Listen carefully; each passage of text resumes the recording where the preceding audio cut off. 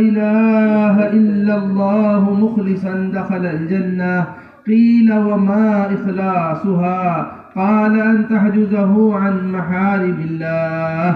وقال عليه الصلاة والسلام: إذا تبايعتم بالعينة وأخذتم أذناب البقر ورضيتم بالزرع وتركتم الجهاد سلط الله عليكم ذلا لا ينزعه حتى ترجعوا إلى دينكم.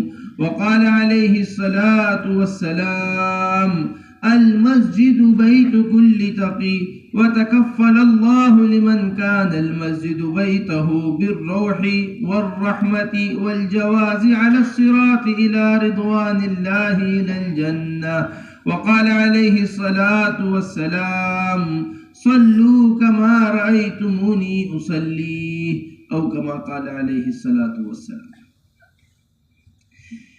میرے محترم دوستو، بزرگوں، بھائیوں، اس وقت دنیا کے اندر سب سے عظیم ضرورت اور سب سے بڑا نقصان جو ہمارا ہو رہا ہے، اور باطل نے جو سب سے بڑا حملہ کیا ہے، وہ یقین کی خرابی کا حملہ ہے۔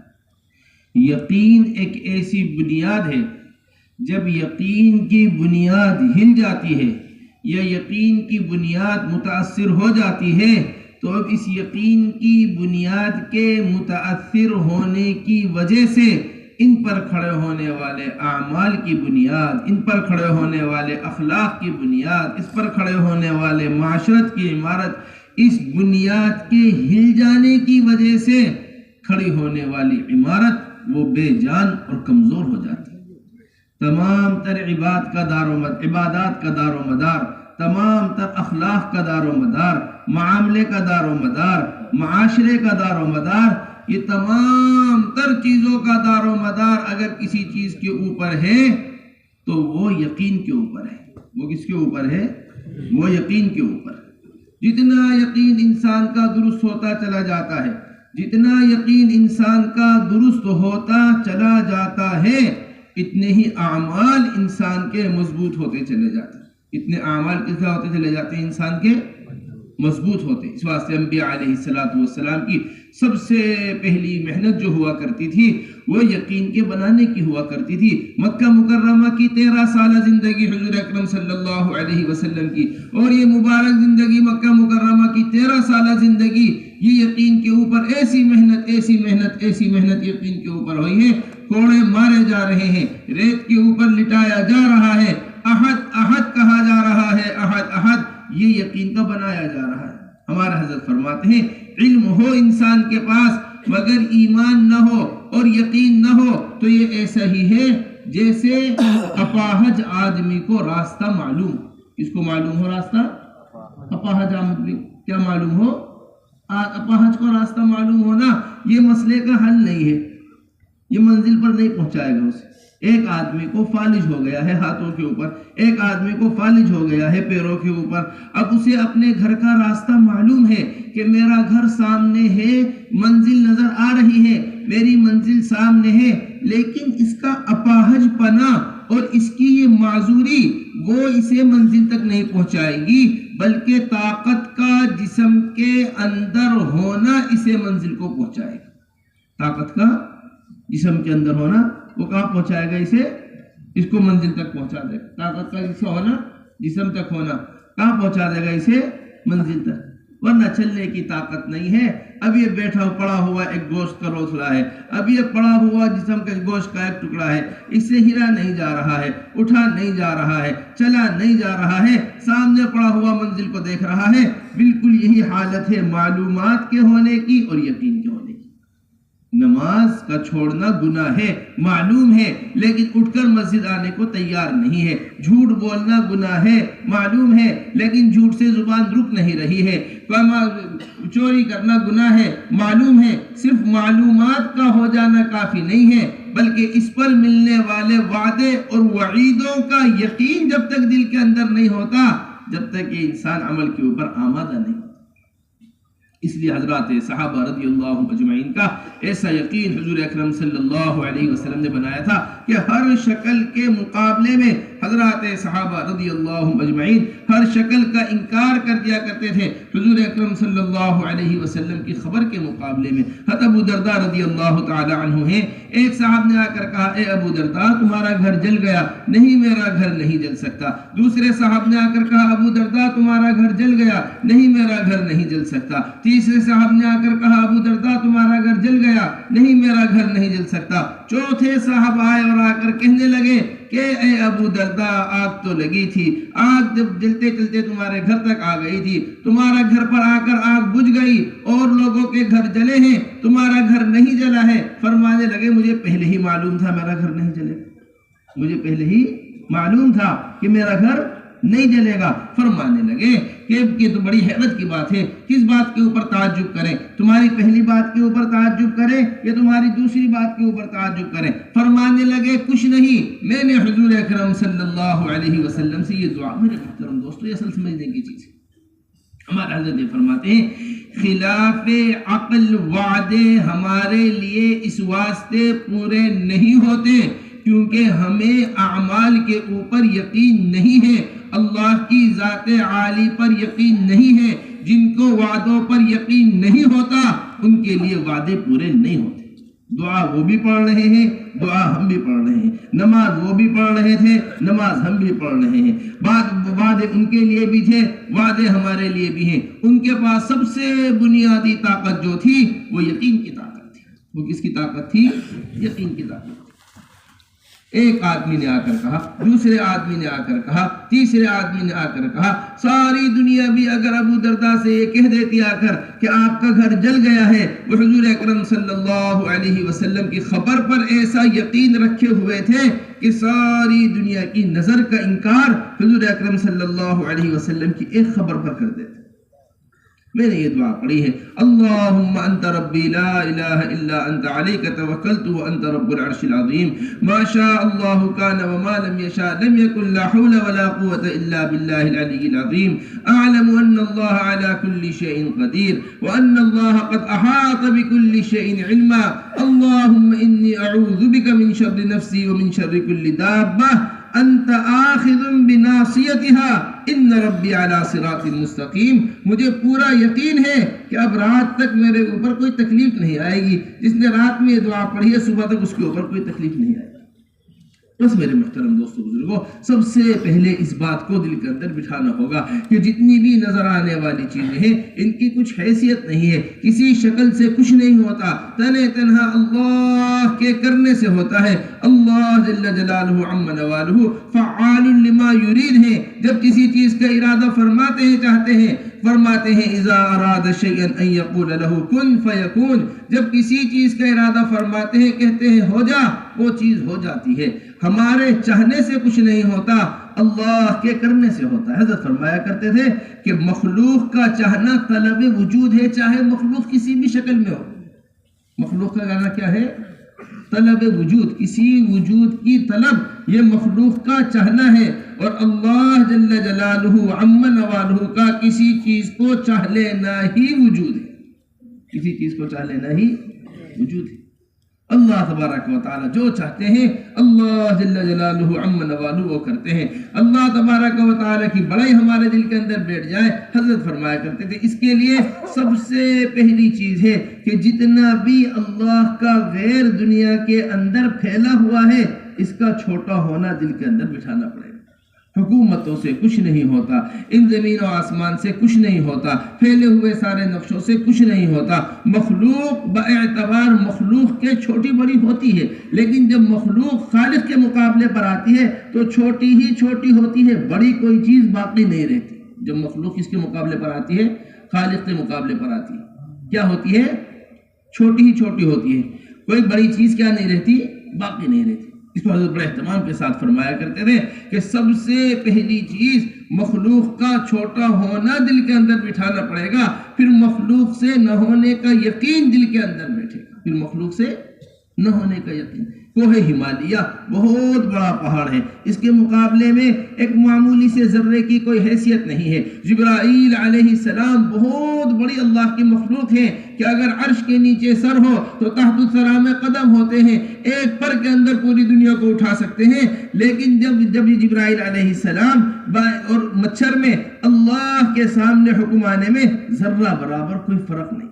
جبرائیل علیہ السلام بہت بڑی مخلوق ہے، مچھر ایک معمولی سی مخلوق ہے، لیکن جو حکم جبرائیل علیہ السلام کے لیے اللہ کا آئے گا وہی حکم ایک مچھر کے لیے اللہ کا کافی ہے۔ جو حکم کوہ ہمالیہ کے لیے اللہ تبارک و تعالیٰ کا آئے گا وہی حکم ایک معمولی ذرے کے لیے کافی ہے۔ اللہ جل جلالہ عم نوالہ کا جو حکم آسمان کو زمین پر گرانے کے لیے ہے وہی حکم ایک پتے کو درخت سے گرانے کے لیے، وہی حکم ایک پتے کو درخت سے گرانے کی۔ بڑی عجیب بات، اسے سمجھنے کی کوشش کریں۔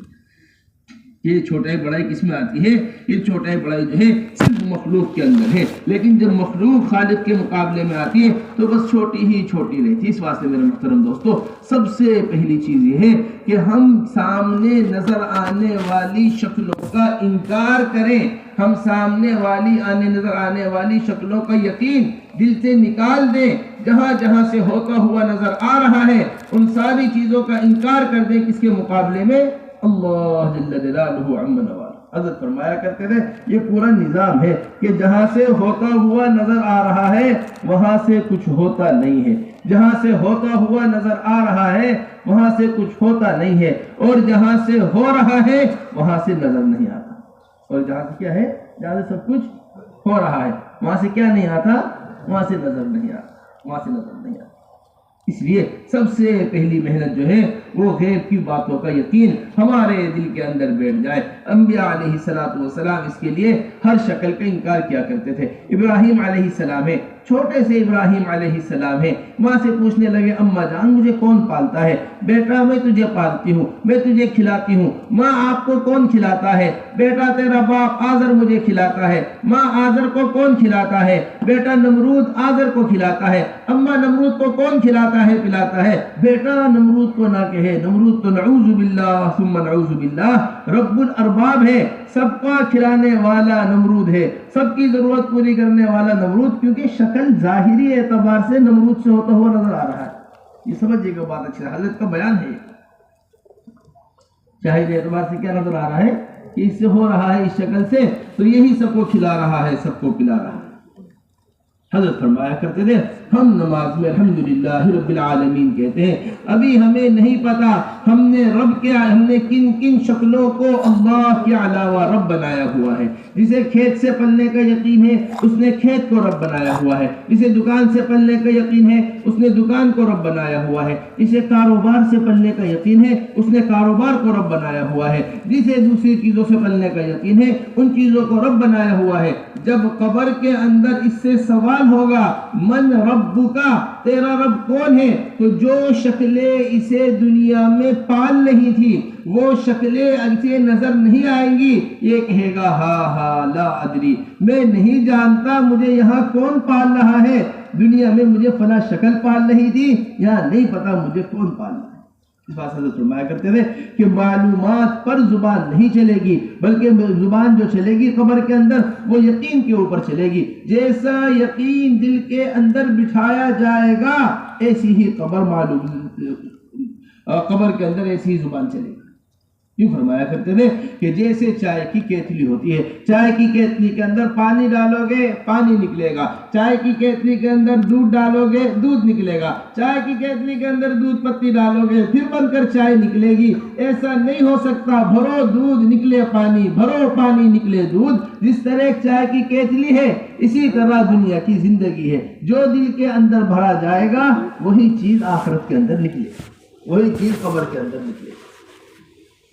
یہ یقین سب سے پہلی چیز ہے۔ پھر بھی اطمینان نہیں ہوا، پھر دیکھا ستارے کو دیکھ کر کہنے لگے ھذا ربی، یہ ستارہ چمک رہا ہے، یہ ستارہ میرا رب ہوگا۔ تھوڑی دیر کے اندر ستارہ غائب ہو گیا، اب اس سے بڑی شکل نکل کر سامنے آئی چاند کو دیکھ کر کہنے لگے یہ میرا رب ہوگا۔ پھر چاند تھوڑی دیر کے اندر غائب ہو گیا، پھر سورج نکل کر آیا، وہ اس سے بڑی ظاہری اعتبار سے روشنی زیادہ تیز بڑی شکل، کہنے لگے کہ یہ میرا رب ہوگا۔ تھوڑی دیر میں سورج غروب ہو گیا، فرمانے لگے انی وجہت وجہی للذی فطر السماوات والارض حنیفا وما انا من المشرکین، میں ساری دنیا سے رخ پھیر کر ایک اللہ کی طرف رخ کر چکا۔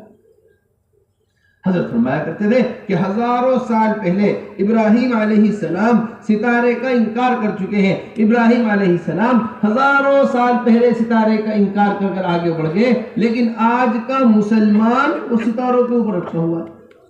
آج کے بعض مسلمان ستاروں کے اوپر وہ ستارے سے دیکھ کر کہتا ہے کہ اب بارش ہونے والی ہے، حکومت نے بتایا ہے، کل نظام نے بتایا ہے، اخبار میں آیا ہے، تحقیق کرنے والوں نے بتایا ہے کہ کل کو بارش کے آثار نظر آ رہے ہیں۔ یہ اپنا پروگرام تبدیل کر دیتا ہے، کل بارش ہونے والی ہے، کل گرمی زیادہ ہونے والی ہے، کل فلاں کام ہونے والا ہے، کل فلاں کام ہونے والا ہے۔ جس طرح انسان کو یہ نہیں پتا کہ اس کی موت کہاں آئے گی، کب آئے گی، اسی طرح انسان کو یہ نہیں پتا کہ بارش کب ہوگی، کس وقت ہوگی، بارش کب ہوگی، کس وقت ہوگی۔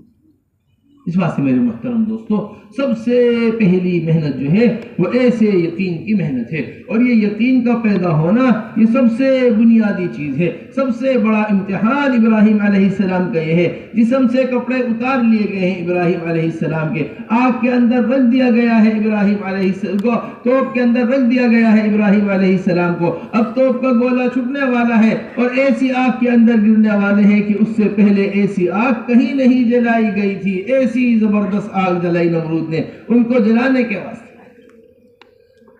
جبرائیل علیہ السلام آئے، آ کر کہنے لگے ہم آپ کی کیا مدد کر سکتے ہیں؟ فرمایا اما الیک فلا، ہمیں آپ کی ضرورت نہیں ہے، جس اللہ نے یہاں تک پہنچایا ہے وہی آگے کی منزل آسان فرمائے گا۔ جب اللہ تبارک و تعالی نے دیکھا، فرمایا قلنا یا نار کونی بردا وسلاما علی ابراہیم، اے آگ ٹھنڈی ہو جا اور سلامتی والی ہو جا ابراہیم پر۔ یہ ہے اصل براہیمی نظر پیدا مگر مشکل سے ہوتی ہے، ہوس چھپ چھپ کے سینوں میں بنا لیتی ہے تصویریں۔ ہوس جو ہوتی ہے وہ چھپ چھپ کر سینوں کے اندر تصویر بنا، شکلیں جتنی بھی پھیلی ہوئی ہیں یہ دل کے اندر کیا بنا لیتی ہے؟ یہ اپنی شکلیں بنا لیتی ہے، اپنی نظر بنا لیتی ہے۔ اس واسطے میرے محترم دوستو، سب سے پہلے ان شکلوں کا انکار دل کے اندر، ہمارا حضرت یہ فرماتے ہیں اس طرح اپنے دل کے برتن کو روزانہ اللہ کی بڑائی بول کر صاف کرنا پڑے گا، جس طرح عورتیں گھر کے اندر کھانے کے برتن کو کھانا بنانے کے واسطے صاف کرتی ہیں۔ گھر کے اندر کھانا بنتا ہے نا، سبزی بنائی تھی گھر کے اندر، اب تھوڑی دیر میں بچے کو دودھ کی بھوک لگ گئی، اب بچے کے واسطے دودھ گرم ہو رہا ہے تو سبزی کے برتن کو مانج کر صاف کیا جاتا ہے، اسے دھویا جاتا ہے اچھی طریقے سے۔ اگر سبزی کا اثر دودھ میں آ گیا تو دودھ کا ذائقہ بدل جائے گا، اگر سبزی کا اثر دودھ کے اندر آ گیا تو دودھ کا مزہ بدل جائے گا۔ بس اسی طرح دل کی گہرائیوں سے دل کی گہرائیوں کو صاف کرنا پڑے گا، دل کے اندر کی صفائی کرنی پڑے گی اللہ کے غیر سے، پھر کہیں جا کر عبادات کا مزہ اچھی طریقے سے نظر آئے گا۔ پھر کہیں جا کر عبادت کے کیا مزہ آئے گا؟ ورنہ عبادت کے اندر جو لذت ہے وہ مزہ نہیں آتا۔ جب اللہ کا غیر دل کے اندر چھپا ہوا ہوتا ہے، جب اللہ کا غیر دل کے اندر بیٹھا ہوا ہوتا ہے، یقین دکان کا دل کے اندر بیٹھا ہوا ہے، یقین تجارت کا دل کے اندر بیٹھا ہوا ہے، ابھی نمازیں پڑھ رہا ہے، نمازوں کے اندر وہ لذت محسوس نہیں ہوگی جو اللہ کے غیر کا یقین دل کے نکل جانے کے بعد نماز کے اندر لذت محسوس ہوگی۔ نماز کے اندر کیا محسوس ہوگی؟ وہ جو لذت محسوس ہوگی۔ اس کے لیے روزانہ اللہ جل جلالہ عم نوالہ کی بڑائی کا بولنا، اور اس کے لیے روزانہ نظر آنے والی چیزوں کا انکار کر دینا حضور اکرم صلی اللہ علیہ وسلم کی خبر کے مقابلے میں۔ یہ دو چیزیں ہمیشہ آپس میں بالمقابل رہتی ہیں، ایک نظر ہے، ایک خبر ہے۔ ایک کیا چیز ہے؟ نظر۔ اہل نظر کہتے ہیں کہ اہل خبر سے نعوذ باللہ کچھ نہیں ہوتا، اور اہل خبر یہ کہتے ہیں جو نظر آ رہا ہے اس سے کچھ نہیں ہوتا۔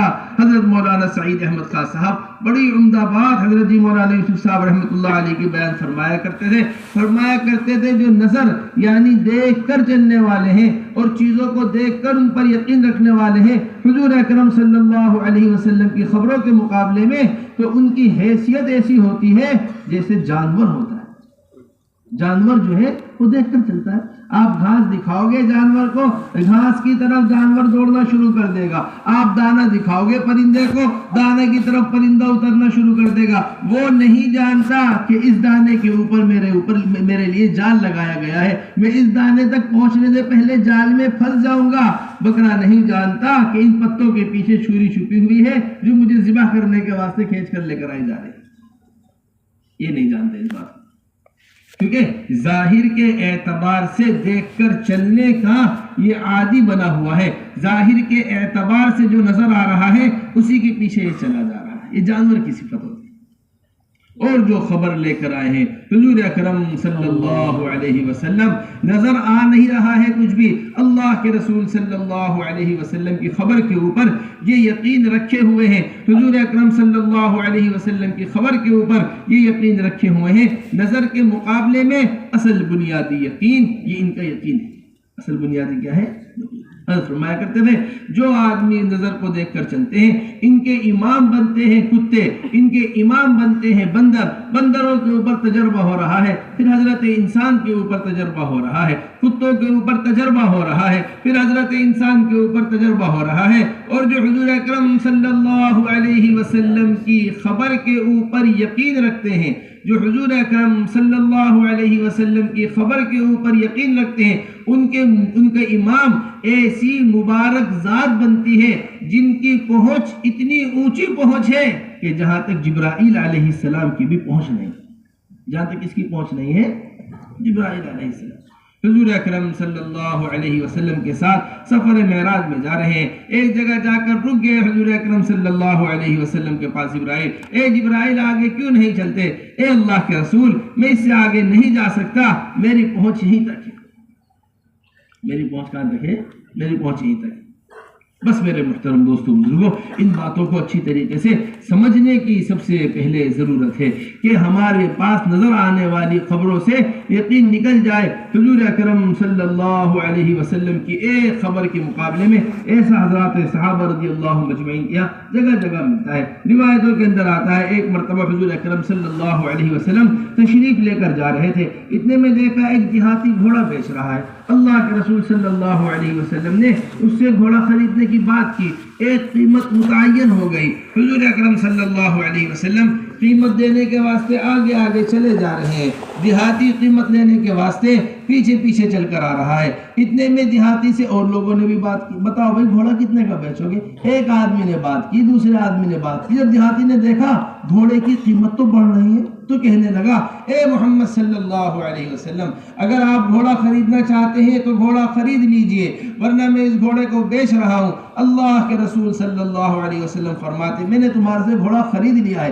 دیہاتی کہتا نہیں آپ نے گھوڑا نہیں خریدا ہے۔ ابھی اللہ کے رسول اور دیہاتی کی بات چلی رہی تھی کہ دیہاتی کہنے لگا اگر آپ نے گھوڑا خرید لیا کوئی گواہ لے کر آئیے۔ اب لوگ گزرتے کہتے تیرا ناس ہو، یہ اللہ کے رسول ہیں، یہ اللہ کے رسول ہیں، یہ سچ بولتے ہیں تو ان کی بات کو مان لے۔ وہ دیہاتی یہی کہتا کہ نہیں کوئی گواہ لے کے آئیے۔ اتنے میں خزیمہ رضی اللہ تعالیٰ عنہ سے گزرے، خزیمہ رضی اللہ تعالیٰ دیکھا کہ وہ دیہاتی کہہ رہا ہے کوئی گواہ لے کر آئیے، فوراً کہنے لگے میں گواہی دیتا ہوں کہ اللہ کے رسول صلی اللہ علیہ وسلم نے گھوڑا خرید لیا ہے، میں گواہی دیتا ہوں کہ اللہ کے رسول صلی اللہ علیہ وسلم نے گھوڑا خرید لیا ہے۔ اللہ کے رسول صلی اللہ علیہ وسلم نے پوچھا اے خزیمہ تم نے کیسے گواہی دے دی اس بات کی؟ تم تو یہاں موجود نہیں تھے۔ فرمانے لگے یا رسول اللہ ہم نے جنت کو دیکھا نہیں ہے، آپ نے خبر دی ہم نے جنت کے اوپر یقین کر لیا، ہم نے دوزخ کو دیکھا نہیں ہے، آپ نے خبر دی ہم نے دوزخ کے اوپر یقین کر لیا۔ جو ذات اتنی بڑی بڑی چیزوں کی خبر دے رہے ہیں ہم ان کے اوپر یقین کر رہے ہیں، پھر اس معمولی سے گھوڑے کی کیا حیثیت ہے؟ فوراً فرمایا اللہ کے رسول صلی اللہ علیہ وسلم نے کہ آج سے خزیمہ کی گواہی 2 گواہوں کے برابر مانی جائے، بس میرے محترم دوستو اس بات کو سمجھیے اچھی طرح. بڑے مزے کی بات حضرت جی مولانا یوسف صاحب رحمۃ اللہ علیہ کے بیان میں ملتی ہے. فرمایا کرتے تھے میں نے امریکہ دیکھا نہیں ہے. میں نے کیا نہیں دیکھا؟ سفر نہیں کیا کبھی امریکہ کا. اب مجھ جیسے کچھ لوگوں نے میرے سے آ کر کہا دنیا میں امریکہ بھی موجود ہے, وہ ایک ملک ہے, وہاں انسان رہتے ہیں, وہاں وزیر ہوتا ہے, وہاں فلاں کام ہوتا ہے, وہاں یہ ہوتا ہے, یہ ہوتا ہے. فرمایا کرتے تھے جب میں اپنے جیسے لوگوں کی خبر سن کر امریکہ کا دنیا میں ہونا یقین کر سکتا ہوں بغیر دیکھے, پھر اللہ اور اللہ کے رسول کی خبر سن کر جنت اور دوزخ کا کیوں یقین نہ کروں؟ دیکھا یہ بھی نہیں, دیکھا وہ بھی نہیں, دیکھی یہ بھی نہیں, دیکھا وہ بھی. یہ حضرت کا بیان ہے لکھا ہوا.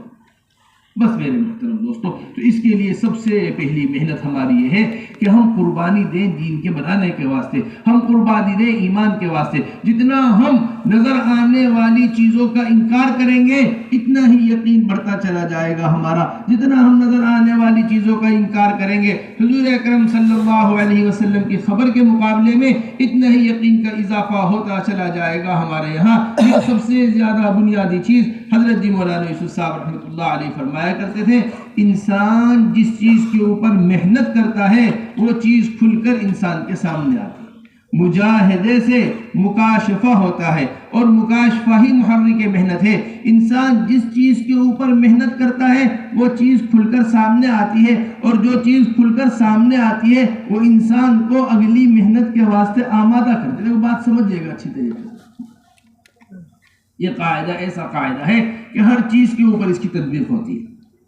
ایک آدمی ڈاکٹری کے اوپر محنت کرتا ہے, طرح طرح کی دوائیں سامنے آتی ہیں, ان فائدوں کے سامنے آنے کی وجہ سے اگلی محنت کے اوپر وہ آمادہ ہوتا ہے. ایک آدمی تجارت کے اوپر محنت کرتا ہے, نفع اس کے سامنے آتا ہے, وہ اگلی محنت کے واسطے آمادہ ہوتا ہے. ایک آدمی زمین کے اوپر محنت کرتا ہے, تھوڑی سی زمین کے اوپر محنت کی, پانی نکل کر سامنے آیا, محنت کو اور بڑھایا, تھوڑا سا صبر کیا, دانہ اگ کر سامنے آیا, اپنی محنت کو اور بڑھایا تو زمین کے اندر سے پیٹرول اور ڈیزل جیسی مادات نکل کر سامنے آئے, اپنی محنت کو اور بڑھایا تو اسی زمین سے سونا نکل کر سامنے آ گیا. محنت بڑھتی رہی, نئی نئی چیزوں کا مکاشفہ ہوتا رہا, نئی نئی چیزیں کھل کے سامنے آتی رہی. حضرت فرمایا کرتے تھے جس طرح ہم ظاہری شکلوں پر محنت کر کے ان کے منافع حاصل کرتے ہیں, اسی طرح حضرات صحابہ رضی اللہ مجمعین نہ نظر آنے والی چیزوں پر ایسی محنت کیا کرتے تھے کہ وہ آنکھوں سے نظر آنی شروع ہو جایا کرتی تھی. آنکھوں سے کیا ہونی؟ نظر آنی. کس کے اوپر محنت کر رہے؟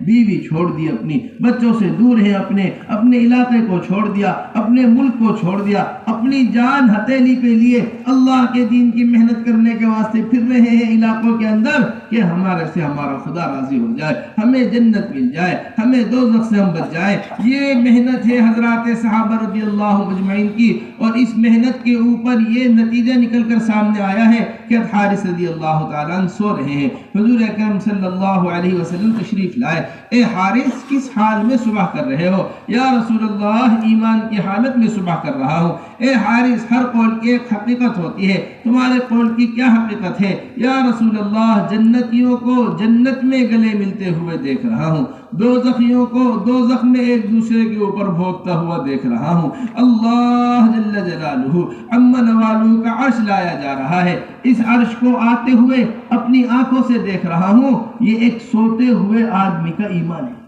یہ کس کے ایمان ہے؟ علی رضی اللہ تعالیٰ عنہ کے حوالے سے حضرت نے بیان کیا ہے حیات الصحابہ کے اندر کہ جب آدمی سوتا ہے تو اس کے جسم سے اس کی روح نکل جاتی ہے اور نکل کر آسمانوں میں چلی جاتی ہے. جب آدمی کو سوتے ہوئے اٹھاتے ہیں نا تو وہ ہڑبڑا کر اٹھتا ہے. بعض مرتبہ باپ بیٹے کو نہیں پہچان پاتا, بیٹا باپ کو نہیں پہچان پاتا, مر کر دوبارہ زندہ ہوا ہے. دعا پڑھتے ہیں الحمدللہ الذی احیانا بعدما اماتنا والیہ النشور. تمام تعریف اس ذات کے لیے جس نے مرنے کے بعد ہمیں دوبارہ زندہ کیا ہے. مرنے کے بعد ہمیں کیا ہے؟ دوبارہ زندہ کیا ہے. بس میرے محترم دوستو بات کو سمجھیے اچھی طریقے سے.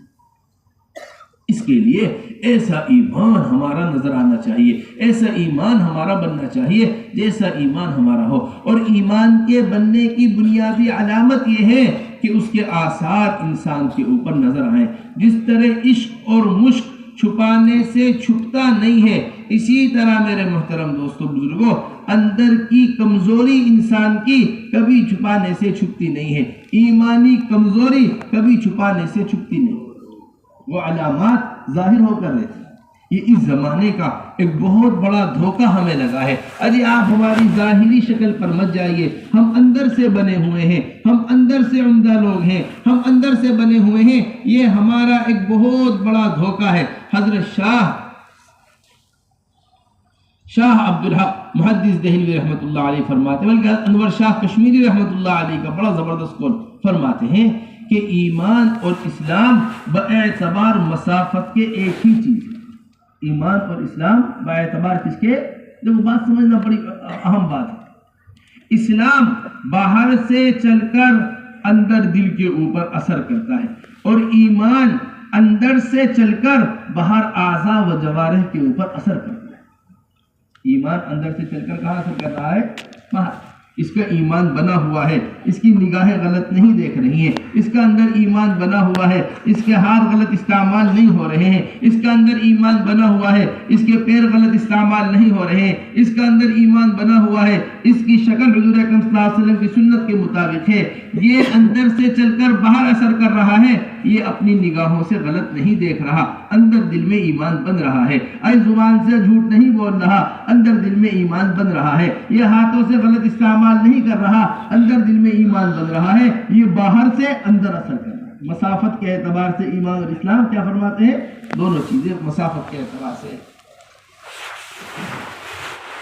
اس لیے میرے محترم دوستو، ایمان کو ایمان کی علامتوں سے جانا جاتا ہے۔ حضور اکرم صلی اللہ علیہ وسلم کے ہاں ایسی محنت ایمان کی ہوا کرتی تھی، قریب والے ہوں یا دور والے ہوں، یکساں محنت ایمان کی جا رہی ہے، قریب والے ہوں یا دور والے ہوں، ایک سی محنت ان کے اوپر ایمان کی ہو رہی۔ جناب حارث رضی اللہ تعالیٰ سو رہے ہیں، اللہ کے رسول نے پیر سے اٹھا کر پوچھا کیف اصبحت مؤمنا، اسی طرح معاذ ابن جبل سے اللہ کے رسول پوچھ رہے، اے معاذ کس حال میں صبح کی ہے؟ اصبحت مؤمنا یا رسول اللہ، اے معاذ ہر قول کی ایک حقیقت ہوتی ہے، تمہارے قول کی کیا حقیقت ہے؟ یا رسول اللہ میرے قول کی حقیقت ہے کہ میں جب ایک دن گزارتا ہوں مجھے یقین ہوتا ہے میں اگلا دن نہیں گزار پاؤں گا، جب صبح ہوتی ہے مجھے یقین ہوتا ہے میں شام نہیں کر پاؤں گا، یہ میری کیفیت ہے کہ جب میں ایک قدم اٹھاتا ہوں تو مجھے اس بات کا یقین ہوتا ہے کہ میں دوسرا قدم نہیں اٹھا پاؤں گا۔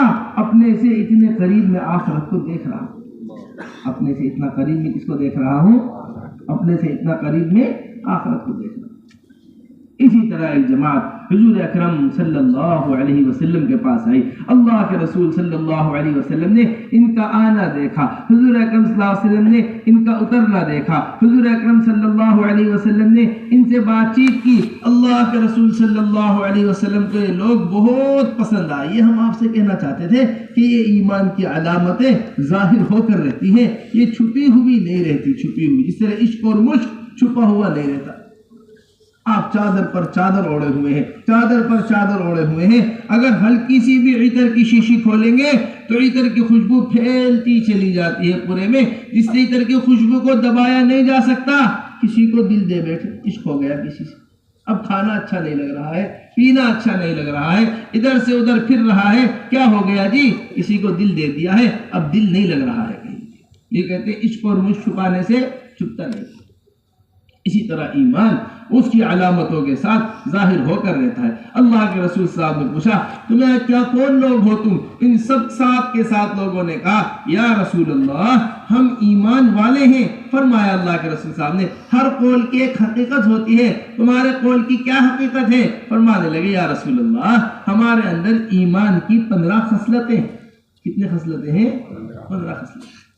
5 وہ ہیں جس کا آپ نے ہمیں حکم دیا ہے، 5 وہ ہیں جن کا آپ کے قاصد نے ہمیں حکم دیا ہے، 5 وہ ہیں جو ہمارے زمانہ جاہلیت سے ہیں، اگر آپ کہیں گے تو ہم انہیں باقی رکھیں گے، اگر آپ کہیں گے تو ہم انہیں چھوڑ دیں گے۔ حضور اکرم صلی اللہ علیہ وسلم نے جب یہ سنا فرمانے لگے کہ کیا خصلتیں ہیں بیان کرو۔ انہوں نے 15 کی 15 خصلتیں بیان کی اپنی۔ اللہ کے رسول صلی اللہ علیہ وسلم نے ارشاد فرمایا فقہاء ادباء کادوا ان یکونوا انبیاء، فرمانے لگے اللہ کے رسول یہ تو بہت دین کی سمجھ رکھنے والے لوگ ہیں، یہ تو بڑے باادب لوگ ہیں، اور قریب تھا ان خصلتوں کی وجہ سے یہ سب کے سب نبی ہو جاتے، قادوا ان یکونوا انبیاء، ایسی عمدہ خصلتیں ہیں کہ قریب تھا یہ سب کے سب نبی ہو جاتے۔ عزم کر لو اس بات کا کہ اجتماع میں ہر شریک ہونے والا آدمی اپنے اندر ان خصلتوں کو پیدا کرے گا انشاءاللہ۔ یہ ہے اصل بنیادی بات۔ فرمایا کون سی ہے وہ 5 خصلتیں جس کا میں نے تمہیں حکم دیا ہے؟ فرمایا اس میں سب سے پہلی خصلت یہ ہے کہ ہم ایمان لے کر آئیں اللہ تبارک و تعالی پر، ایمان لے کر آئیں اس کے فرشتوں پر، ایمان لے کر آئیں آسمانی کتابوں پر، ہم ایمان لے کر آئیں تقدیر پر، جو کچھ بھلا ہے اور برا سب اللہ ہی کے حکم سے ہوتا ہے، اور ہم ایمان لے کر آئیں مرنے کے بعد دوبارہ زندہ ہو جانے پر۔ آمنت باللہ و ملائکتہ و کتبہ و رسلہ والیوم الآخر والقدر خیرہ و شرہ من اللہ تبارک والبعث بعد الموت۔ اس کے اوپر کیا لے کر آئے؟ ایمان لے کر آئے۔ تو سب سے پہلی چیز یہ ہے کہ ہم ایمان لے کر آئیں اللہ جل جلالہ عما نوالہ پر، کہ جو کچھ کرتے ہیں اللہ کرتے ہیں، اور اللہ کرنے میں بڑی سے بڑی شکل جبرائیل علیہ السلام، بڑی سے بڑی شکل اسرافیل، میکائیل، جتنی بھی دنیا کے اندر چھوٹی بڑی شکلیں ہیں، اللہ کرنے میں کسی کے محتاج نہیں ہیں، اللہ کرنے میں کسی کے پابند نہیں ہیں، اللہ فعال لما یرید، جو چاہتے ہیں وہ کرتے ہیں۔ یہ سب سے پہلی چیز ایمان لانا اس کے اوپر اللہ تبارک و تعالیٰ کے، اللہ تبارک و تعالیٰ کی ذات عالی کے اوپر۔ پھر نمبر دوسری چیز یہ ہے کہ ہم ایمان لے کر آتے ہیں اس کے فرشتوں کے اوپر۔ اللہ تبارک و تعالیٰ کی یہ مخلوق معصوم مخلوق ہے، فرشتے ذرہ برابر اللہ کے حکم کی نافرمانی نہیں کرتے، لا یعصون اللہ ما امرہم ویفعلون ما یؤمرون، جو اللہ تبارک و تعالیٰ حکم دیتے ہیں اس حکم کو پورا کرتے ہیں۔ ایسی زبردست طاقت فرشتوں کی ہے، لیکن فرشتے اپنی بقا میں، اپنے وجود میں ہر آن اللہ جل جلالہ عما نوالہ کے محتاج۔ بڑی زبردست بات حضرت علی رضی اللہ تعالیٰ عنہ فرماتے ہیں، علی رضی اللہ تعالیٰ عنہ فرماتے ہیں اللہ جل جلالہ عما نوالہ نے فرشتوں میں کو ہوا کے اوپر ایک فرشتہ متعین کیا ہوا ہے جس کے پیمانے سے ہوا کے ذرات گزرے بغیر نہیں نکلتے، ایک فرشتہ پانی کے اوپر متعین کیا ہوا ہے جس کے پیمانے سے پانی کے قطرات وہ اللہ کے حکم کے بغیر اس کے پیمانے سے بغیر نہیں گزرتے۔ لیکن جس وقت اللہ تبارک و تعالی نے قوم نوح پر پانی کا عذاب بھیجا، فرشتہ پانی روکتا رہ گیا، فرشتہ پانی روکنے سے پانی نہیں رکا، کیونکہ اللہ نے براہ راست پانی کو حکم دیا۔ فرشتہ روکتا رہ گیا لیکن پانی نہیں رکا۔ جس وقت اللہ تبارک و تعالی نے قوم عاد پر ہوا کا عذاب بھیجا، وہ فرشتہ ہوا روکتا رہ گیا لیکن ہوا نہیں رکی، کیونکہ اللہ نے براہ راست ہوا کو حکم دیا۔ بس میرے محترم دوستو سمجھ لو اس بات کو، جب اللہ کے حکم کا مقابلہ بڑے سے بڑا فرشتہ نہیں کر سکتا، پھر یہ چھوٹا سا انسان کیا اللہ کے حکم کا مقابلہ کرے؟ پھر یہ چھوٹا سا انسان کیا اللہ کے حکم کا مقابلہ کرے؟ اس لیے جب انسان اپنے آپ کو اللہ کے حکم کے اوپر لگا دیتا ہے اور اللہ کا یقین دل کے اندر بٹھا لیتا ہے، اللہ ان فرشتوں کو اس کی خدمت پہ لگا دیتا ہے۔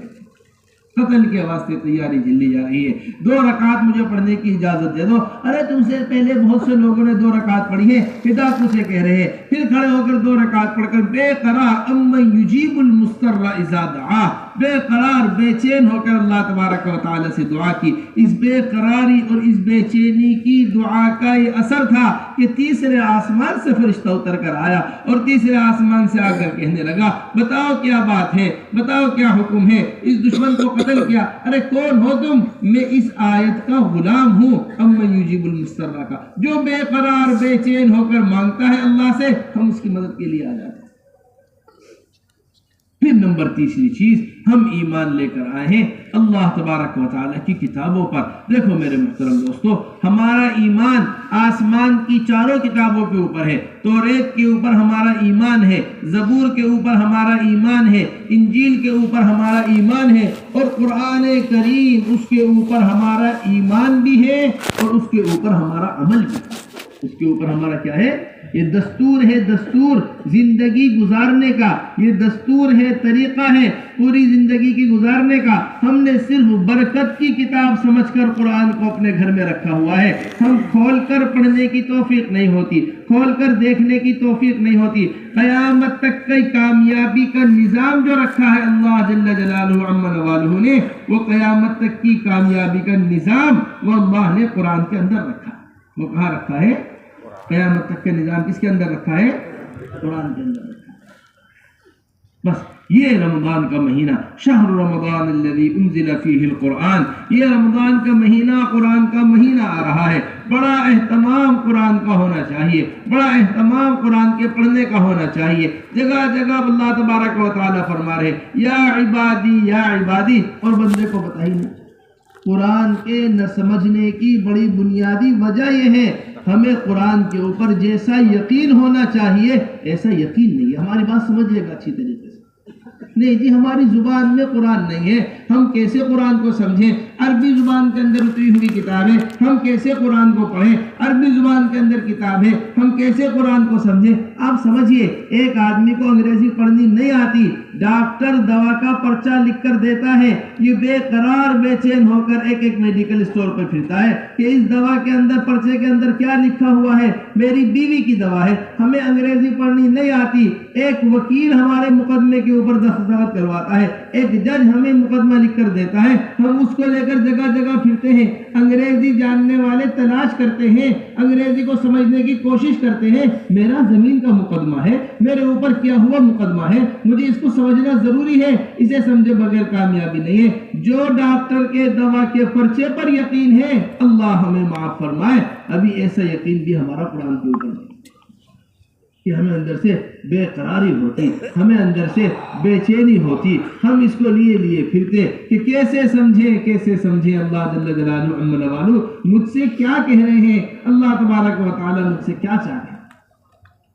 یہ دستور العمل ہے، قیامت تک کے واسطے نجات کا ذریعہ، قیامت تک کے واسطے فلاح، قیامت تک کے واسطے کامیابی، وہ اللہ جل جلالہ عم نوالہ نے کس میں رکھی ہے؟ قرآن کے اندر رکھی ہے۔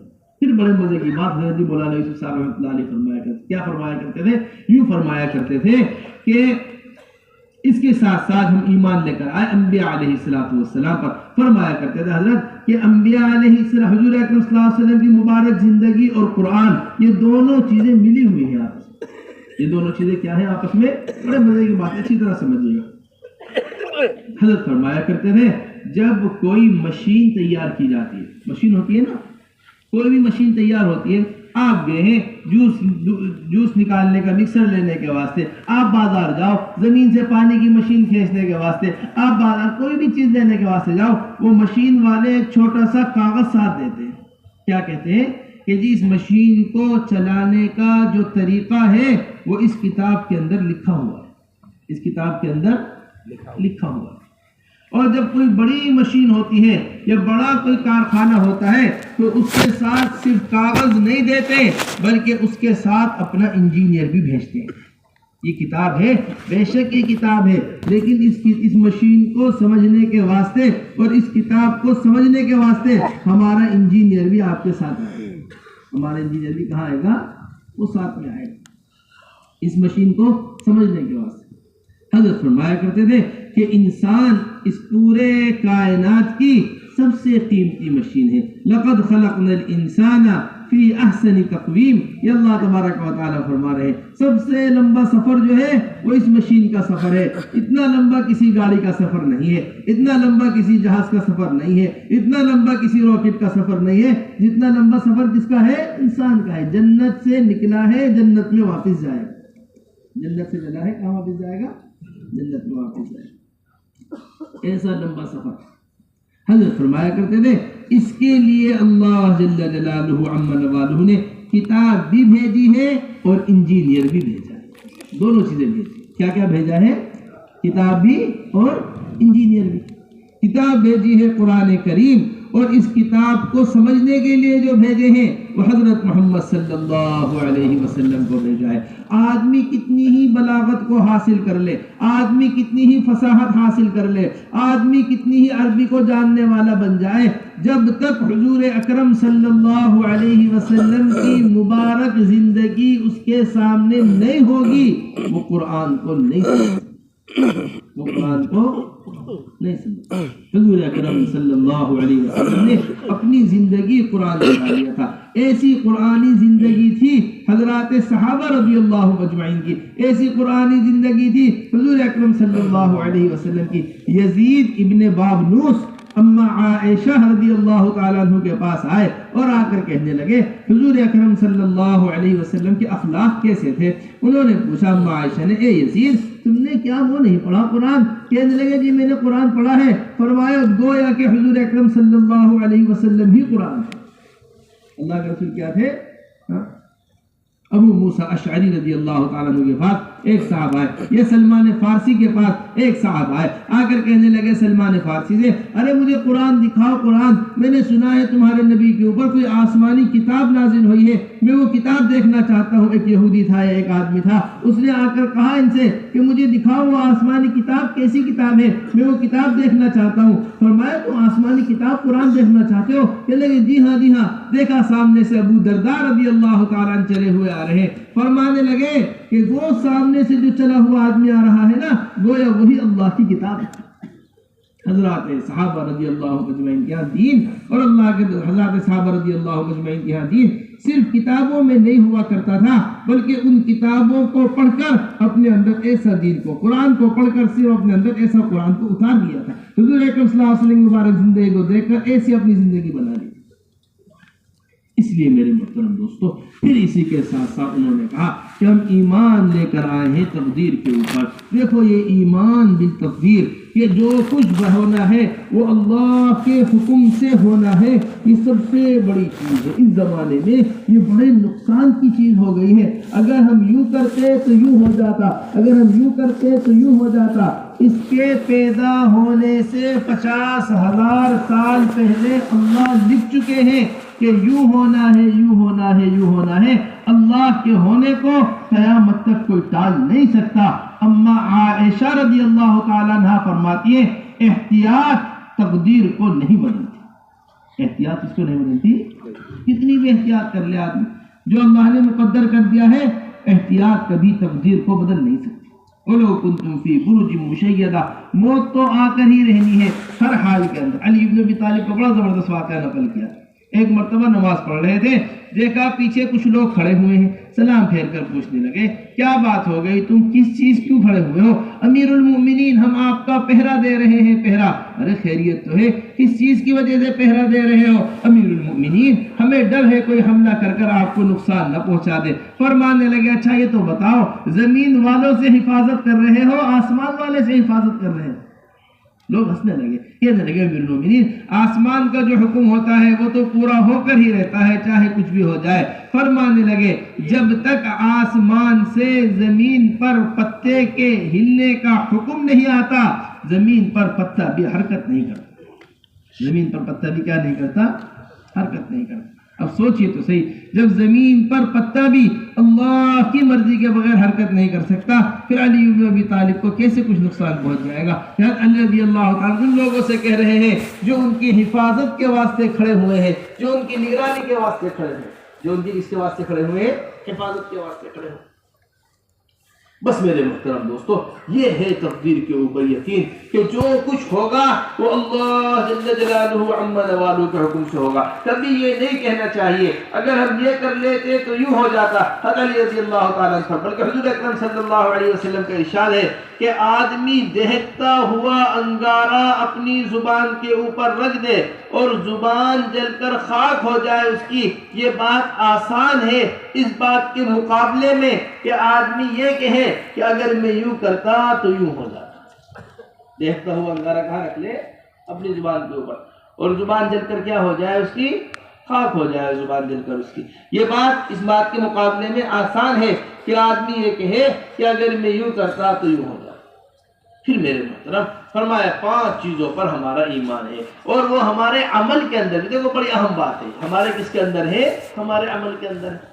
سب سے پہلی چیز یہ ہے کہ ہم گواہی دیتے ہیں اللہ کے علاوہ کوئی معبود نہیں ہے، حضرت اقدس محمد صلی اللہ علیہ وسلم اللہ کے بندے ہیں اور اس کے رسول ہیں۔ پھر ہم نماز کو قائم کرتے ہیں، ہم زکوٰۃ کو ادا کرتے ہیں، ہم رمضان المبارک کے روزے رکھتے ہیں، ہم حج کرتے ہیں۔ یہ 5 چیزیں ہمارے عمل کے اندر ہے۔ بنی الاسلام علی 5 شہادت ان لا الہ الا اللہ وان محمد رسول اللہ اقام الصلاۃ، یہ بنیاد ہے اسلام کی بنیاد۔ اس کے اندر سب سے پہلی اور بنیادی چیز وہ نماز کا اہتمام ہے۔ اسلام اور کفر کے درمیان اگر کسی چیز کا فرق ہے تو وہ نماز کا فرق ہے۔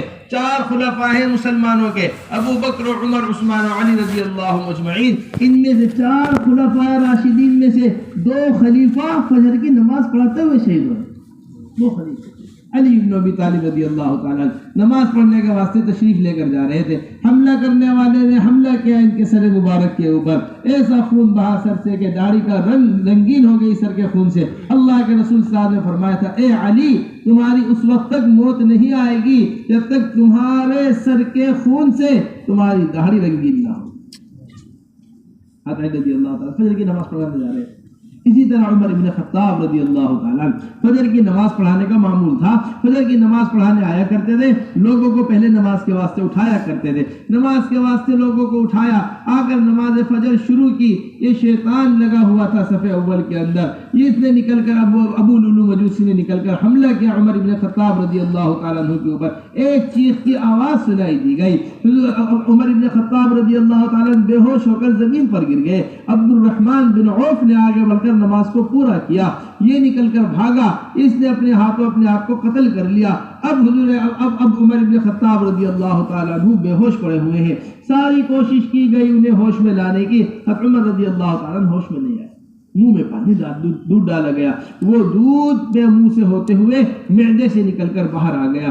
سارے اطباء مایوس ہو گئے، سارے ڈاکٹر مایوس ہو گئے کہ اب عمر بن خطاب رضی اللہ تعالیٰ عنہ ہوش میں نہیں آئیں گے، کیونکہ اتنا گہرا زخم ہے کہ زخم معدے تک چلا گیا ہے، معدے میں ڈالا ہوا دودھ وہ معدے سے نکل کر باہر آ گیا ہے، اب امیر المومنین ہوش میں نہیں آئیں گے۔ ایک صاحب نے آ کر کہا، امیر المومنین نماز تو وقت نکلا چلا جا رہا ہے، فوراً ہوش میں اور فرمایا کہ جو آدمی نماز نہ پڑھے اس کا اسلام میں کوئی حصہ نہیں ہے۔ جو آدمی کیا نہ پڑھے؟ نماز نہ پڑھے، اس کا اسلام میں کوئی حصہ نہیں۔ ہمارے حضرت یہ فرماتے ہیں کہ عمر ابن خطاب رضی اللہ تعالیٰ عنہ کا جسم بے ہوش ہوا تھا، روح ہوش میں تھی، لیکن اس زمانے میں ہمارا روحیں بے ہوش ہو گئی ہیں، اگرچہ جسم ہوش میں چلتے پھرتے نظر آ رہے، روح کیا ہو گئی ہے؟ بے ہوش ہو گئی۔ دکان پر بیٹھا ہوا ہے، دکان چھوڑ کر آنے کو تیار نہیں ہے، دکان پر بیٹھا ہوا ہے، دکان چھوڑ کر آنے کو تیار نہیں ہے، بیوی بچوں کے پاس بیٹھا ہوا ہے، بیوی بچوں کو چھوڑ کر آنے کے لیے تیار نہیں ہے۔ یہ ظاہری اعتبار سے جسم ہوش میں ہے لیکن روحیں بے ہوش ہو چکی۔ اس لیے میرے محترم دوستو، نماز بڑا بنیادی عمل ہے، اسلام کی بنیاد ہے وہ نماز کے اوپر ہے۔ دین کا ستون الصلاۃ عمود الدین، دین کا ستون نماز ہے۔ حضور اکرم صلی اللہ علیہ وسلم کی آنکھوں کی ٹھنڈک نماز ہے، نماز کا سب سے زیادہ اہتمام۔ ایسی نمازیں ہم اپنی بنا لیں کہ جس طرح حضرات صحابہ رضی اللہ اجمعین کی نمازوں سے مسائل حل ہوا کرتے تھے، اسی طرح ہماری نمازوں سے بھی مسائل حل ہو، ہماری نمازوں سے کیا ہو؟ مسائل حل۔ 2 رکعت نماز پڑھی اور اپنے اللہ سے دعائیں مانگی اور سمندر کے اوپر راستے بنوا لیے، نماز کے واسطے پہاڑوں کے اندر پانی نکلوا لیا، جیل کے اندر بند ہے، نماز کے واسطے پانی چاہیے تھا، جیل کے اندر بادل بلوا کر وہاں بارش کروا دی، ایسی دعا مانگی، ایسی دعا مانگی کہ اپنے مردے کو زندہ کروا دیا۔ یہ دعا، اس واقعات ہیں حضرات صحابہ۔ ایک بڑی قریبی تھی، ان کے بیٹے کا انتقال ہو گیا، اب آئے آ کر بیٹھ گئی جنازے کے پاس، رونے لگی کہ اے اللہ قیامت کے دن بھی تو آپ ہی اس کو زندہ کریں گے، آپ ہی اس کے اندر روح پھونکیں گے، آپ ہی اسے زندہ کریں گے، اے اللہ اسے دنیا کے اندر ہی زندہ کر دیجئے، آپ کے ہاتھ میں تو زندگی ہے۔ دعا مانگی رہی تھی۔ صحابی کہتے ہیں ہم انہیں کفنا چکے تھے، کفن دے چکے تھے، ان کو غسل دے چکے تھے، تھوڑی دیر میں کفن میں حرکت شروع ہوئی، جس آدمی کو ہم دفنانے والے تھے وہ رات کا کھانا ہمارے ساتھ بیٹھا ہوا کھا رہا۔ یہ ہے دعاؤں کا اثر، یہ ہے اثر۔ بس میرے محترم دوستو، عبداللہ ابن عمر رضی اللہ عنہ، عبداللہ ابن عباس رضی اللہ عنہ فرماتے ہیں، فضائل میں حضرت نے نقل کیا ہے کہ اگر نمازیں اپنے طریقے سے ہٹ جائیں تو جس طرح اللہ کے قرب کا ذریعہ ہے، اسی طرح اللہ سے دوری کا ذریعہ بن جائے۔ اللہ سے دوری کا کیا بن جاتی ہے؟ ہماری نمازیں ایسی بن جائے جیسی حضرات صحابہ رضی اللہ اجمعین کی نمازیں تھی۔ حضرت فرمایا کرتے تھے اس کے لیے 5 چیزیں اپنی نماز کے اندر پیدا کرنا۔ کتنی چیزیں؟ صرف 5 چیزیں۔ سب سے پہلی چیز نماز کے اندر یقین پیدا ہو، نمبر دوسری چیز نماز کے اندر دھیان پیدا ہو، نمبر تیسری چیز نماز کے اندر اخلاص پیدا ہو، نمبر چوتھی چیز نماز کے اندر مسائل کا علم پیدا ہو، نمبر 5ویں چیز نماز کے اندر فضائل کا علم پیدا ہو۔ نماز کے اندر کس چیز کا؟ فضائل کا علم۔ تو سب سے پہلی چیز وہ نماز کے اندر یقین ہے کہ جتنا یقین ہمیں نماز کے اوپر ہوگا اتنا ہی ہمارے مسائل حل ہوں گے۔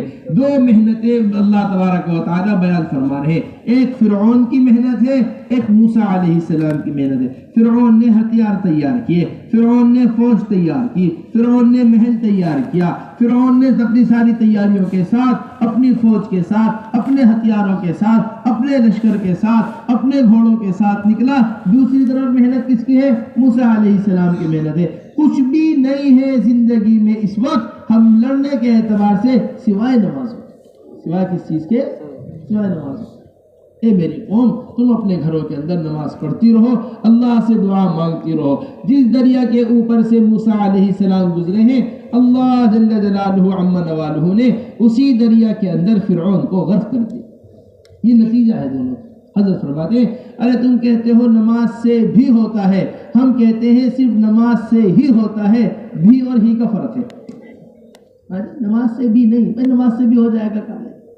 صحابی جا رہے تجارت کے واسطے بحرین، اللہ کے رسول نے تجارت سے منع نہیں کیا۔ ہم نہیں کہتے کہ دکان چھوڑ دو مسجد میں آ کے بیٹھ جاؤ، کھیت چھوڑ دو مسجد میں آ کے بیٹھ جاؤ، بیوی بچوں کو چھوڑ دو مسجد میں آ کے بیٹھ جاؤ، ہرگز نہیں۔ بیوی کا حق ادا کرو، بچوں کا حق ادا کرو، بھائیوں کا حق ادا کرو، پڑوسیوں کا حق ادا کرو، اپنی زندگی کے اوپر جن جن کا حق ادا ہے ان سب کو کرو، لیکن سبب کے مقابلے میں ہمیشہ عمل کو مقدم رکھو، کبھی بھی سبب کو عمل پر مقدم نہ کرو۔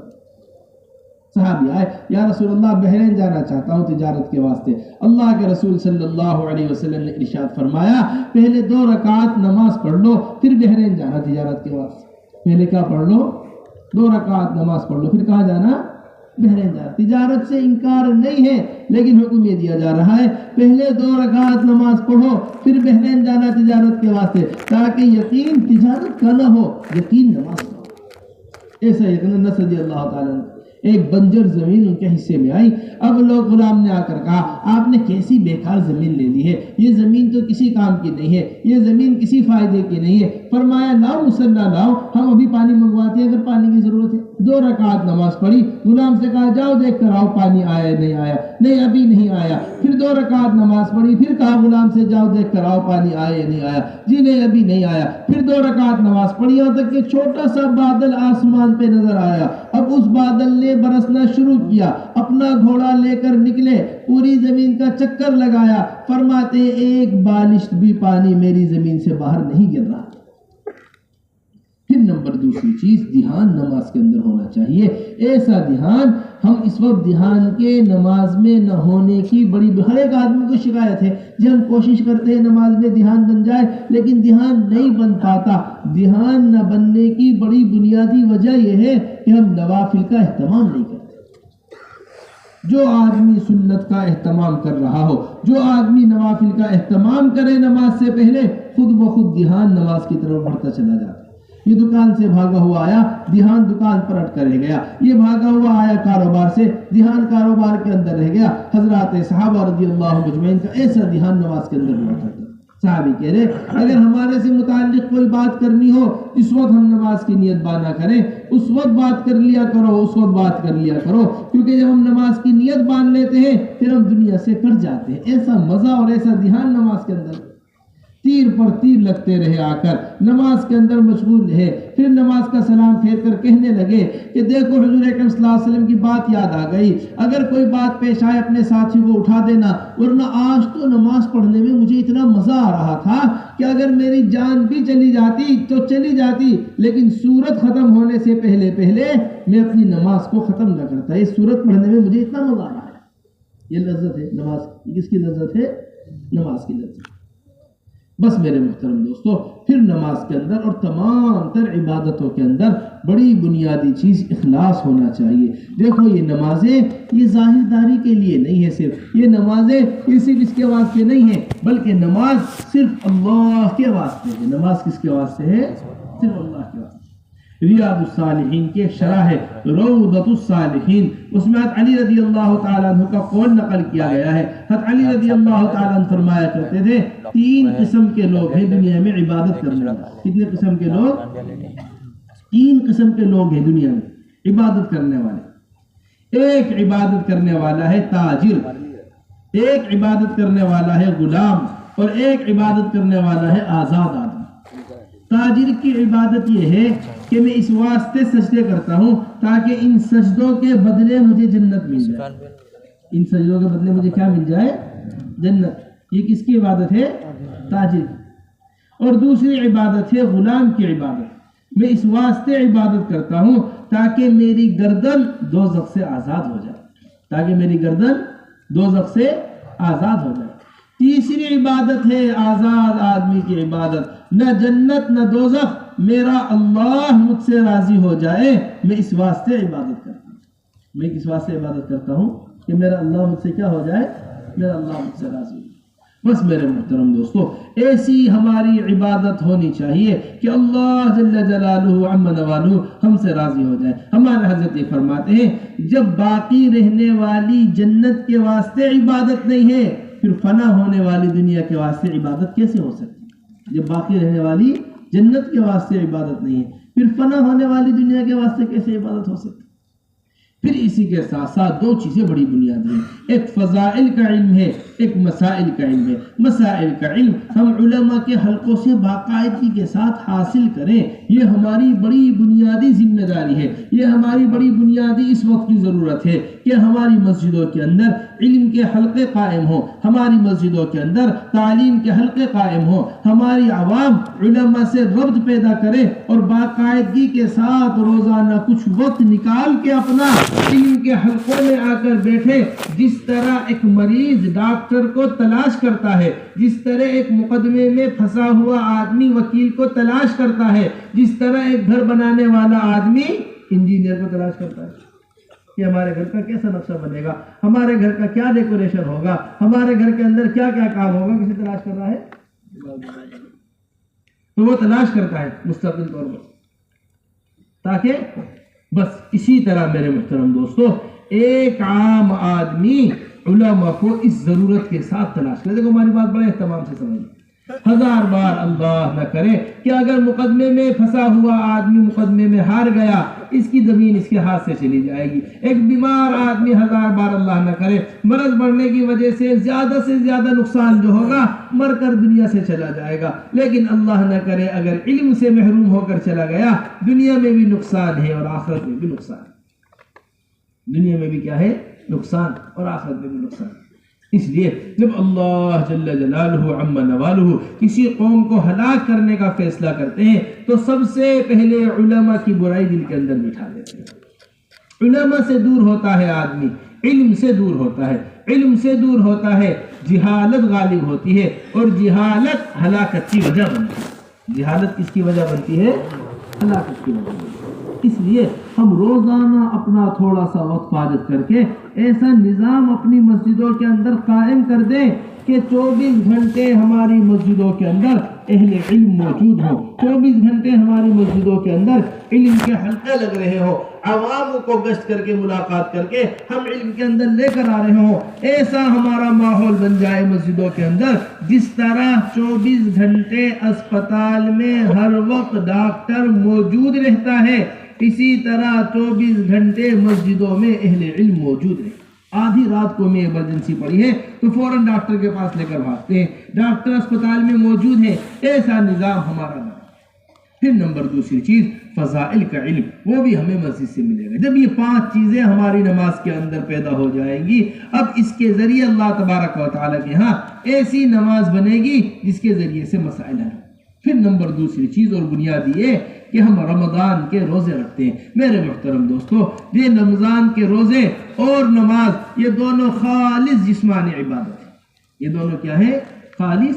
اب رمضان کا مہینہ آ رہا ہے، یہ رمضان کے روزوں کی آدمی کو بڑی پابندی کرنی چاہیے. اللہ کے رسول صلی اللہ علیہ وسلم حدیث قدسی بیان کر رہے ہیں. اللہ جل جلالہ عما نوالہ نے فرمایا ہے کہ میں خود بدلہ ہوں، بدلہ روزوں کا بدلہ میں خود ہوں. یہ روزہ ایسا عمل ہے، کھانا چھوڑ دیا ہے، پینا چھوڑ دیا ہے، اللہ کی رضا کے واسطے باب الریان ہوگا، VIP دروازہ جنت میں داخل ہونے کا. روزوں والوں کا دروازہ الگ ہی ہوگا، روزے والے کا کیا ہوگا؟ الگ دروازہ.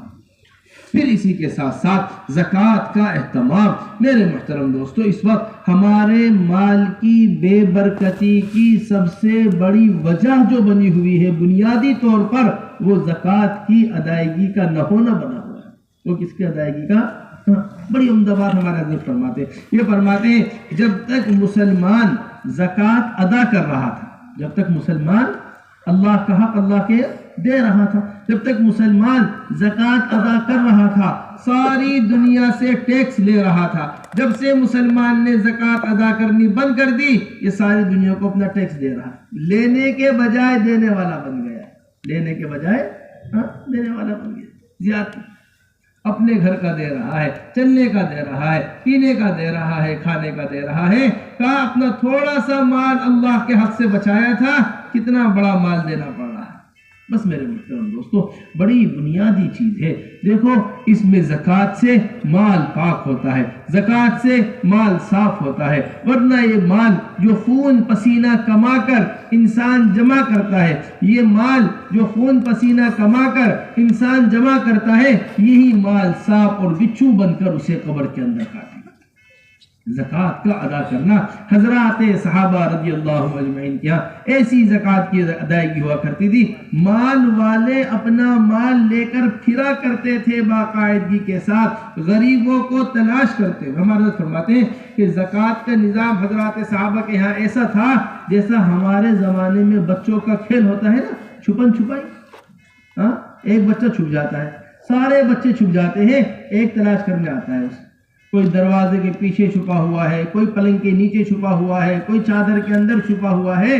اب اس کی ذمہ داری یہ ہوتی ہے کہ جو تلاش کرنے آیا ہے وہ سب کو تلاش کرے، لیکن کوئی اسے نہ پکڑ پائے. بالکل یہی حال حضرات صحابہ کے یہاں زکوٰۃ کی ادائیگی کا. مال والے مال لے کر پھرا کرتے تھے اور غربا اپنی غربت کو چھپایا کرتے تھے. مال دینے کا جذبہ ان کے اندر، اپنی غربت کو چھپانے کا جذبہ ان کے اندر، اللہ ان کے مال میں برکت دیا کرتے تھے. اور جو اپنی غربت کو چھپایا کرتے تھے، اللہ ان کی ضرورتیں غیب سے پوری کر دیا کرتے تھے.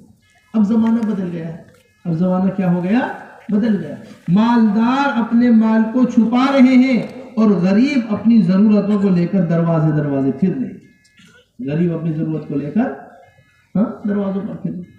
ایک صحابی گھر کے اندر فاقہ آیا ہوا ہے. ایسا فاقہ گھر کے اندر کچھ کھانے کا انتظام نہیں ہے، کچھ پینے کا انتظام نہیں ہے. اب نکل گئے اپنے گھر سے فاقے سے پریشان ہو کر. بیوی کو خیال ہوا کہیں ہماری ضرورت پڑوسیوں پر نہ کھل جائے، اس لیے بیوی نے خالی چکی آٹے کی چلا دی. خالی تندور تھا، اس کے اندر لکڑیاں ڈال کر خالی تندور کو جلا دیا تاکہ گھر کے اندر سے دھواں نکلتا ہوا لوگ دیکھیں گے، سمجھیں گے کھانا بن رہا ہے. چکی کی آواز پڑوسی سنیں گے، سمجھیں گے کہ روٹی پکنے کی تیاری چل رہی ہے. ابھی یہ کیا ہی تھا، ابھی نے بڑی فکر، دیکھا اپنے گھر سے دھواں اٹھتا ہوا، دوڑے ہوئے اپنے گھر واپس آئے. جیسے ہی دیکھا تو جس چکی کو فاقہ چھپانے کے واسطے چلایا تھا اس چکی سے آٹا نکل کر آ رہا ہے. جس تندور کو غربت چھپانے کے واسطے فاقہ چھپانے کے واسطے جلایا تھا وہ پورا تندور بکرے کی عمدہ قسم کی چاپوں سے بھرا ہوا ہے.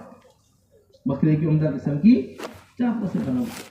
بس میرے محترم دوستو ان باتوں کو سمجھنے کی کوشش کریے. بڑی زبردست بات حضرت مقداد رضی اللہ تعالیٰ عنہ کی اہلیہ بیان کرتی ہے. کہتی ہیں ہمارے گھر میں ایسا فاقہ کہ ہمارے پاس کھانے کو کچھ نہیں ہوا کرتا تھا. کئی دن ہو جایا کرتے تھے قضاء حاجت کیے ہوئے, کئی دن, کیونکہ پیٹ میں کچھ جاتا ہی نہیں تھا تو نکلے گا کیا پیٹ میں سے. ایک دفعہ انہی حالات میں میرے شوہر پیشاب کرنے کے لیے بیٹھے, استنجا کرنے کے لیے. اتنے میں دیکھا ایک موٹا تازہ چوہا آیا اور ایک اشرفی نکال کر لے کر آیا. پھر گیا, پھر دوسری اشرفی نکال کر لے کر آیا. پھر گیا, پھر تیسری اشرفی نکال کر لے کر آیا. 17 اشرفیاں چوہا نکال کر لے کر آیا اور آخر میں تھیلی بھی دے کر چلا گیا. کہتے ہیں کہ یہ اشرفیاں لے کر میں حضور اکرم صلی اللہ علیہ وسلم کی خدمت میں, یا رسول اللہ اس طرح میرے ساتھ پیش آیا ہے واقعہ. حضرت فرمایا کرتے تھے کہ تم حکم کے اوپر قدم اٹھاؤ, اللہ جل جلالہ عم نوالہ ان سبب کا انتظام پیشاب کرتے ہوئے چوہوں کے ذریعے کرا دیں گے. پیشاب کرتے ہوئے کس کے ذریعے کرا دیں گے؟ چوہوں کے ذریعے. اسباب کی حیثیت اس سے زیادہ ہے بھی نہیں. جو اللہ نے مقدر کر دیا ہے منہ میں لقمے کا جانا, دنیا کی پوری طاقت مل کر اس لقمے کو منہ میں جانے سے روک نہیں سکتی ہے. تو ہم ہیں جو معاملات کی خرابی کرتے ہیں, زکوٰۃ کی ادائیگی نہیں کر رہے, جھوٹ بول رہے, رشوت لے رہے, سود لے رہے, سودی کاروبار کر رہے, سود کے اندر پڑے ہوئے ہیں, اپنے مال زندگی کا مال کھا رہے ہیں. بس میرے محترم دوستو سب سے زیادہ اس وقت اس کے بچنے کی ضرورت ہے. دعاؤں کے قبول نہ ہونے کی بڑی بنیادی وجہ ہے کمائی کا خراب ہو جانا. کمائی کا کیا ہو جانا؟ جس طرح پاک پانی آدمی نماز کے ادا کرنے کے لیے تلاش کرتا ہے, جس طرح پاک پانی آدمی نماز کے ادا کرنے کے لیے, فریضے کے ادا کرنے کے لیے جس طرح پاک پانی آدمی تلاش کرتا ہے, اسی طرح نماز کو قبول کرانے کے لیے پاک غذا کو بھی تلاش کرنا چاہیے. نماز کو کیا کرانے کے لیے؟ قبول. ورنہ رگوں کے اندر حرام خون دوڑ رہا ہو, رگوں کے اندر گناہ کا خون دوڑ رہا ہو, اور ایسے میں آدمی دعا کرے, ایسے میں دعا قبول نہیں. اس طرح فرمایا زکوٰۃ کو ادا کرتے ہیں, رمضان کے روزے رکھتے ہیں اور ہم حج کرتے ہیں. ہم کیا کرتے ہیں؟ یہ 5 چیزیں ہمارے عمل کے اندر, اور 5 چیزیں زمانہ جاہلیت سے ہمارے اندر ہیں. اگر آپ کہیں گے تو ہم انہیں باقی رکھیں گے, اگر آپ کہیں گے تو ہم انہیں چھوڑ دیں گے. اللہ کے رسول نے فرمایا کیا ہے وہ 5 چیزیں؟ فرمایا کہ جب ہمارے اوپر کوئی پریشانی آتی ہے تو ہم صبر کرتے ہیں, اور جب ہمارے اوپر کوئی نعمت آتی ہے تو ہم اللہ کا شکر کرتے ہیں. آدھا ایمان صبر ہے, آدھا ایمان شکر ہے. لیکن ہمارے یہاں جہاں صبر ہے وہاں تقوی نہیں ہے, جہاں تقوی ہے وہاں صبر نہیں ہے. اصل صبر تقوی کے ساتھ ہوتا ہے. جن کے اندر اللہ کا ڈر نہیں ہوتا, تقوی نہیں ہوتا, اللہ کے حکم کو پورے نہیں کرتے, وہ مظلوم نہیں ہوتے, وہ تو خود ظالم ہوتے ہیں. وہ تو خود کیا ہوتے ہیں؟ خود ظالم ہوتے ہیں. صبر اور تقوی, ڈر اللہ تبارک و تعالی. ہمارا حضرت فرماتے ہیں کہ بغیر تقوی کے صبر کرنا ایسا ہے, بغیر تقوی کے صبر کرنا ایسا ہے جیسے پولیس کی مار پر چوروں کا صبر کرنا. چور ہے نا, صبر کرتا ہے, تھانے کے اندر پٹ رہا ہے اور کیا کرتا رہتا ہے؟ صبر کر رہا ہے. سارے دنیا کے چور بھی اگر صبر کرتے رہیں, ان کی صبر پر مدد نہیں آئے گی. کیوں؟ کیونکہ